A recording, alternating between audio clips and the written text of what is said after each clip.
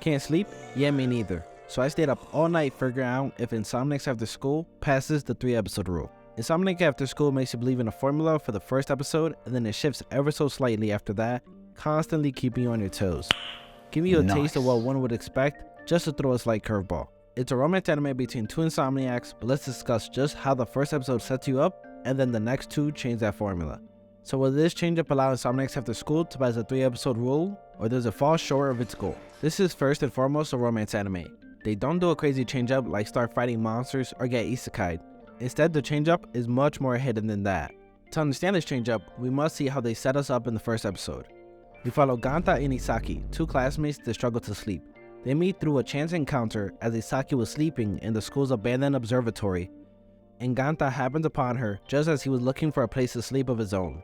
These two then get to talking and find out, oh, you can't sleep? Well, look at this, I can't sleep either. So they decide to make their own group, an after school club if you want to think of it like that, where they go to school after dark and just walk around taking pictures, having fun.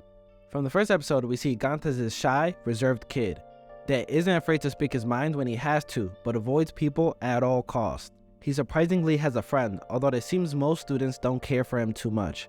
This is due to his lack of sleep, making him more irritable, but despite that, he isn't a slacker. On the other side of the spectrum is Isaki, a bubbly personality that has a lot of friends in the classroom and is really the joy in the show. She's the driving force of the outing in the first episode. Although we mainly follow Ganta, it's Isaki that steals the show and is a more endearing character, suggesting they go out and acting a fool, being someone any of us would genuinely want to be around. So this makes sense. Two people that can't sleep will be going out around the town at night, having adventures as they slowly fall in love. Insomniacs is animated by the same studio that animated Call the Night, so if you have seen that one, you may think this is similar, as they both have a similar concept, although one is more supernatural than the other, so the setup seems familiar. It sounds like an overall good time. In episode 2, it doesn't take long for them to get a third member of the association, a cat. A good third member, as a cat is always a welcome addition.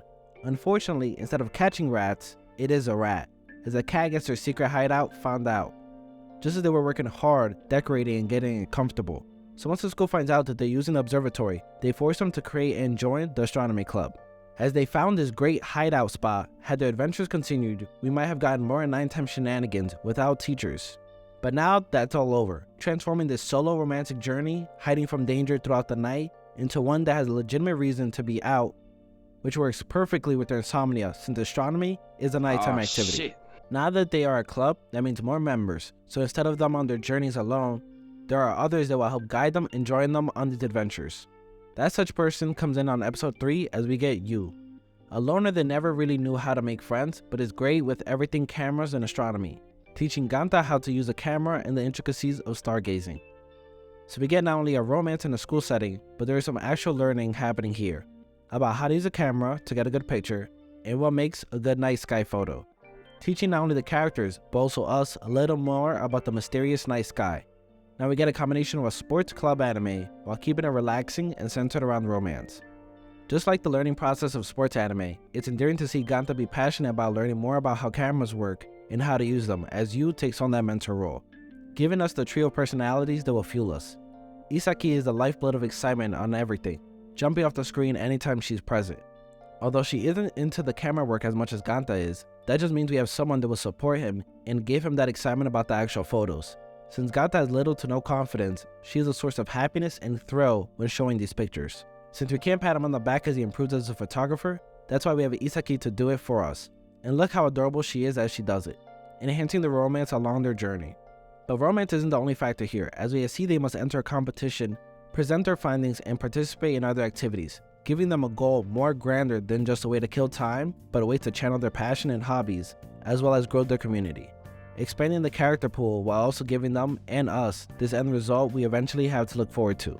Instead of a big tournament where you're putting your sweat, blood, and tears into, they have a viewing party that they need to entice others to come to, as well as a competition that will keep them up late at night trying to get the best results.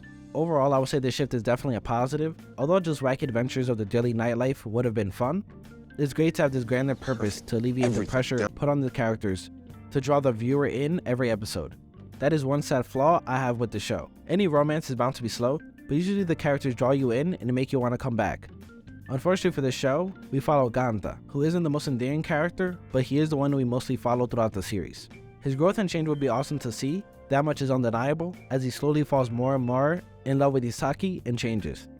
Although Ganta makes it hard to fall in love with the show due to his timid nature and bland attitude, Isaki more than makes up for it as a wonderful character that we like to see more of, as she slowly changes Ganta more and more throughout each episode.